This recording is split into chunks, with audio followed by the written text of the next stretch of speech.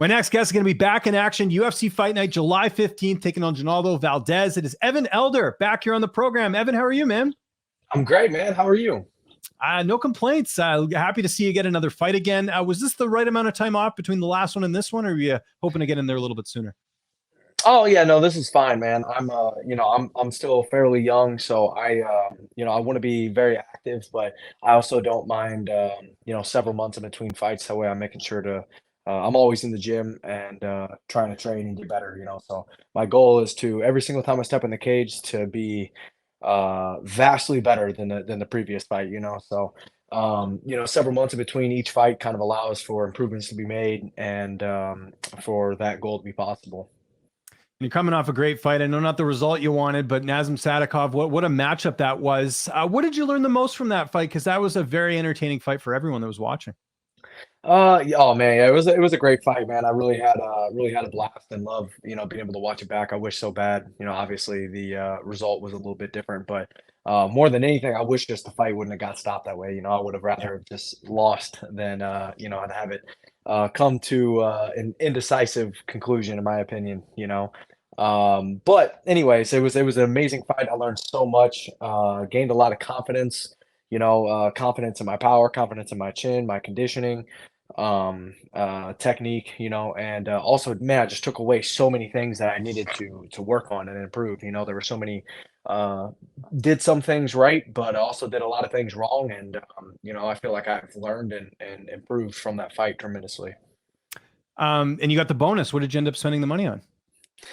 Yeah, not anything crazy, man.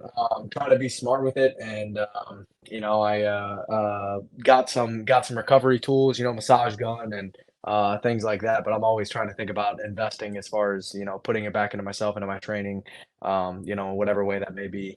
So got to help out some of the family a little bit with some of it, and the rest sit in the bank now. Yeah, all that stuff adds up. You know what I want to get, and it's too expensive. I just can't justify it right now. Is getting a like a cold plunge. Because the cheap version of that for me is I just do the cold showers in the morning, but you don't really. It's not really the same because you're not getting every Yeah, area of your body. You kind of have to rotate. So, or you do the ice, which would just be inconvenient, I think, to do that every day. So to put like a dude, bucket of ice in there. yeah, I can't wait to get a cold plunge, man. That's definitely hopefully if I get another bonus from this fight, it will that will definitely probably be something I get. Because they're nice. Like I've seen some of them, like they got the nice cover, and you got to do the old hit the block of ice in there, and it's great. You go in there with some gloves. It's perfect, right? Yeah, yeah, absolutely, man. I think the cold that cold therapy is some of the best for you. Yeah, that and doing that and the hot as well. You do the sauna Yeah, and the then you do the cold contrast. therapy. Yeah, you know what I'm talking Yeah. about. You're up to date Yes, on that. sir. That's good. Let's talk about your opponent here. 10-2 record. What do you know about him? How do you feel like you match up against him here? Man, I actually really like this fight. I think it's a good fight for me, but I think that it's just a fun fight in general, even just for the fans, man. I think that we're two exciting fighters. Personally, I think his greatest skill set is his durability and his toughness, his conditioning, and he's going to come ready to fight. I think truthfully, I believe we're both probably going to be fighting for our job. We're both on a two-fight skid in the UFC, and this might be, winner gets a say, loser doesn't. So we might be, fighting for a job. He's a, tough dude. Likes to box. He's got decent boxing. Likes a low kick. Doesn't have too great a wrestling from what I've seen. And is decent on the ground. He got some decent jujitsu. But like I said, man, I really do believe that his best asset is going to be his durability and his conditioning.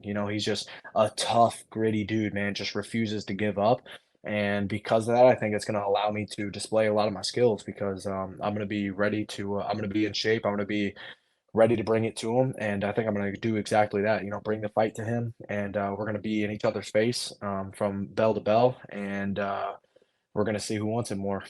Yeah, I can't wait. This has definitely got like a fight of the night written all over it, kind of like your last one. Let's talk about camp, though. You're at one of the best gyms in the world.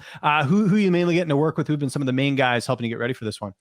My main training partner for this fight has been Christos Yagos, Oh, the nice. Spartan, Yeah. and That I love that dude. I think he's got one of the strongest minds of anybody I know. And similar to Valdez, like I was just saying, his greatest skill set, I think a lot of that lies in your mind. Yeah, everything we do is mental, not just in fighting, but just in life in general, but especially fighting.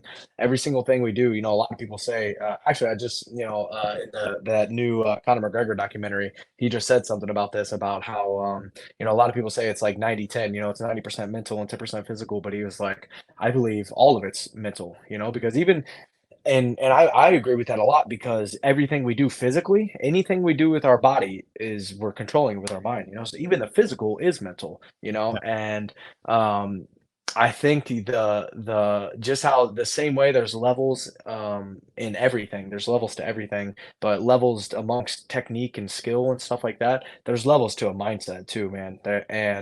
Anyways, all that to say that Christos has got one of the strongest minds and is able to push me almost more than anybody, and the skills to go along with it. I think that he's I really believe he's almost a top 15 fighter, in the UFC, and he's been able to give me a really good look for Genaro. And I think that he's going to be better than Genaro in all areas also. So I'm getting a better, tougher version of who I'm going to fight. So I couldn't ask for a better training partner. Do you think Christos will go into coaching after? Just the way you're describing him, it seems like he'd be a great coach, and also, the experience. I mean, this is a guy that's been in there with, some of the best, Armin, Oliveira, you name it. Like, he's fought everyone, Yeah. right? I hope he does because he is a great coach. He's helped me a lot this camp, just while we're training, like, hey, do this or do that, but he's real insightful and just a super tough dude. But yeah, I'm sure that we all love this stuff so much, man. I can't see how any of us would just be done and just be like, yep, I'm out of here. Yeah. I think that we'll always. I'm sure that especially at a high level, you've committed so much to your life to this sport, and the sport itself has done so much for your life. More so along, not what it's done materialistically in this as far as like the finances or the wealth that it's brought you or the status or anything, not the materialistic stuff or even the tangible things. It's more so just the person you become along the journey of being the best martial artist you can be. And I feel like we'll forever be indebted and in love with that. So I'm sure we'll all kind of hopefully transition to some sort of coaching or something along those lines. All said. How's this one playing out on July 15th? How do you see it unfolding? Man, by any means, man, I got to get my hand raised by any means. So I don't care if I go in there quick KO, if it's a freaking dog fight for 3 rounds and I hardly edge it out. By any means, I got to get my hand raised, man. I'm fighting for my job, and it's just such an incredible opportunity, and I just refuse to let it slip, man. So I really do think it's going to be exciting one way or the other. I think whether it's over quick or whether it goes all 3 rounds, I feel pretty similar to what I was saying with the Nazim fight. It might be over fast, but if it's not, man, if it goes all 3 rounds, it's gonna be a banger. I know it. Just two really tough, durable, conditioned dudes ready to leave it all out there. So, um, all I see is my hand getting raised. I know, obviously, big fight, like you said. I feel like a lot's on the line here. Let's say you do go out and you get the win. Do you want to get one more fight in this year? Would that be ideal for you? Or are Oh, you one of those guys that wants to take your time? So nah, whatever happens, happens. I'm so okay with God's plan for me, man. And He's just proven to me time and time again that even when things don't go to my plan, His plan is so far superior that whatever happens, I'm okay with. I hope that if I had to plan out like the perfect world for me, it would be go out here and get a quick finish. Leave with 3 checks hopefully, and leave healthy so I can rest up for a week or so, and then get right back to training and improving on everything I need to work on, and then definitely get one more before the end of the year, maybe November, December time period. But if it takes a little longer than that, that's all good. Because like I said, I'm always going to be training. I'm always in the gym as much as I possibly can, and really trying to. My goal is just always to be better.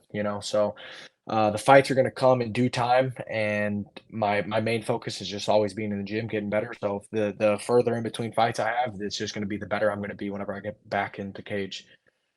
Pretty good at interviews too, Evan. I really appreciate the time, man. We're looking forward to it. UFC Fight Night, July 15th. If there's anyone you want to thank before we get out of here, sponsors, social media, you name it, the floor is yours. Man, I I would have to eat up a whole nother hour to thank everybody individually, but first and foremost, thank you to my Lord and Savior Jesus Christ. Without him, I'd be nothing. Thank you to all my fans, friends, family, supporters, loved ones, every single one of you guys. You seriously, I probably sound like a broken record. I say it all the time, but I I'm just so thankful for all you guys, man. So everybody out there, I love you guys, and can't wait to put on a show, make you guys proud, and bring back this win. Let's go.